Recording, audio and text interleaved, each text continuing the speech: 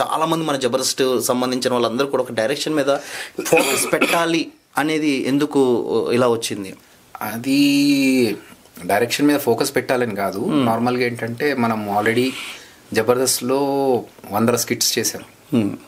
So ఆ skits చేస్తున్నప్పుడు మనకు ఒక ప్లానింగ్, ఈ సీన్ ఇలా పండించాలి, ఈ ఎంట్రీ ఇక్కడ నుంచి ఉండాలి, ఈ దానికి ఏలాంటి ఆర్టిస్టులు ఉండాలి అనేది ఒక చిన్న సినిమా టైపే అది స్కిట్ అనేది.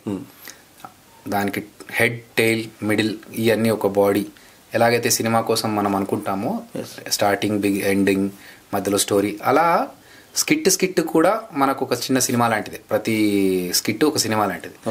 అక్కడ వచ్చిన ఎక్స్పీరియన్స్ కొంచెం టెక్నికల్గా మనకు కావాల్సింది ఏంటంటే, ఇప్పుడు కెమెరా వైజ్ మిగతా 24 క్రాఫ్ట్స్ని కెమెరాతో కాకుండా 23 క్రాఫ్ట్స్ని ఎలా మేనేజ్ చేసుకోగలగాలి అని తెలిస్తే ఆ స్కిట్ని ఒక 10 minutes స్కిట్ లాగా ఆలోచించేదాన్ని ఒక 2 hours సినిమా లాగా ఆలోచిస్తాం. ఓకే.